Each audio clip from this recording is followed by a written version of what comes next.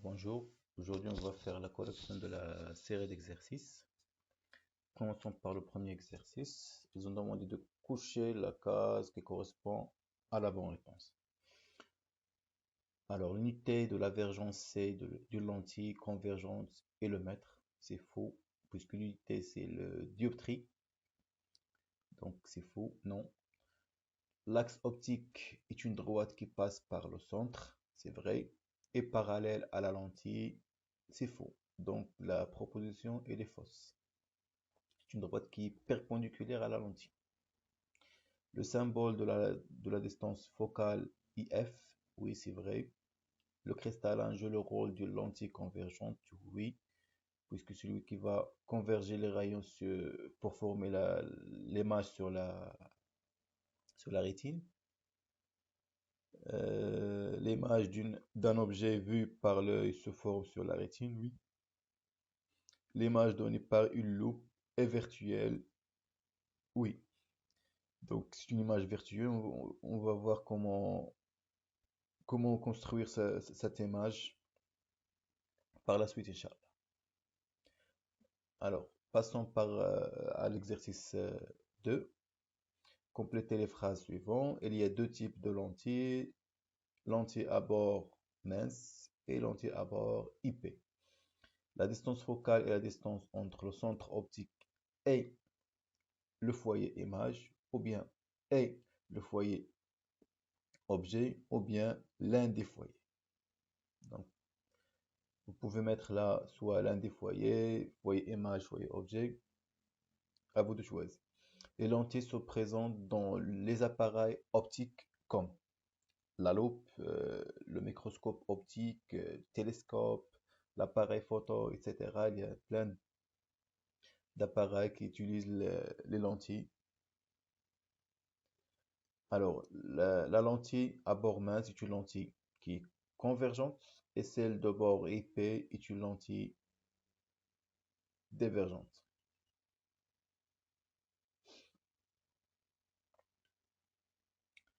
Alors, l'exercice 3, la plupart, ils ont dit ils n'ont pas compris l'exercice. Alors, l'exercice dit schématiser une lentille convergente en représentant son centre optique, l'axe optique, ainsi que son foyer image, sachant que sa distance focale est égale à 3 cm. Alors, qui d'exercice schématiser une lentille convergente. Alors, quel est le symbole de la lentille convergente? Le voilà. Donc, le symbole d'une lentille convergente, c'est celle-ci.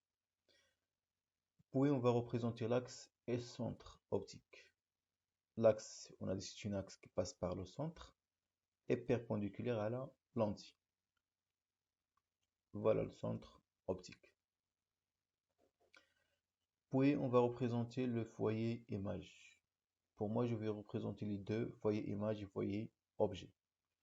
Alors, le foyer image, c'est celle-ci. Le foyer objet, c'est celle-ci. Sachant que la distance entre le centre optique et l'un des foyers est égale à quoi? À 3 cm. C'est la distance focale. Donc, la distance entre le centre et le foyer image doit être égale à 3 cm. Donc, j'ai 1 cm, 2 cm et 3 cm. De même ici, 1, 2 et 3. Et voilà l'exercice. Alors, passons à l'exercice 4. Soit les deux lentilles convergentes, L1 de distance focale F1, 10 cm, L2 de vergence C2 est égal à 40 dioptries. Alors, on va calculer la distance focale, F2, on utilise la relation qu'on avait dans le cours. Donc, c'est 1 sur 40 dioptries, qui est égal à 0,25 mètres. On peut la convertir en centimètres, qui est égal à 2,5 cm. Puis, calculer la vergence C1 de la lentille L1. C'est la même relation, sauf qu'on va calculer C. Donc, C est égal à 1 sur F. Généralement, C2 est égal à 1 sur F'2. 1 sur F1 qui était, c'est une erreur ici. C'est C1 qui est égal à 1 sur F1.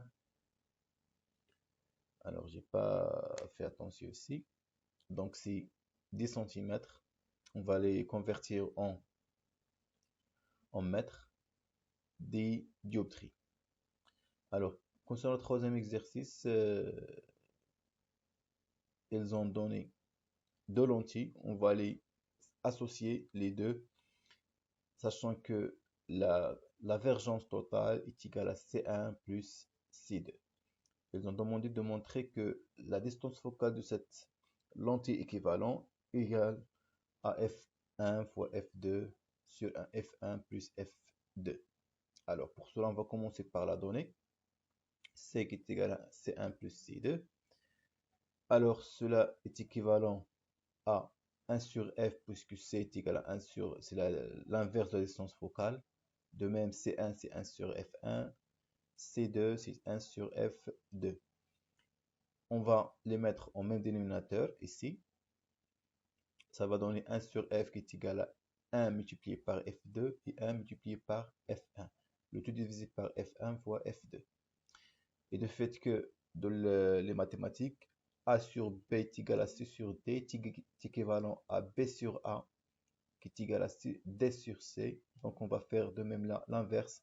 C'est F sur 1 qui est égal à F1 fois F2 sur ce terme-là.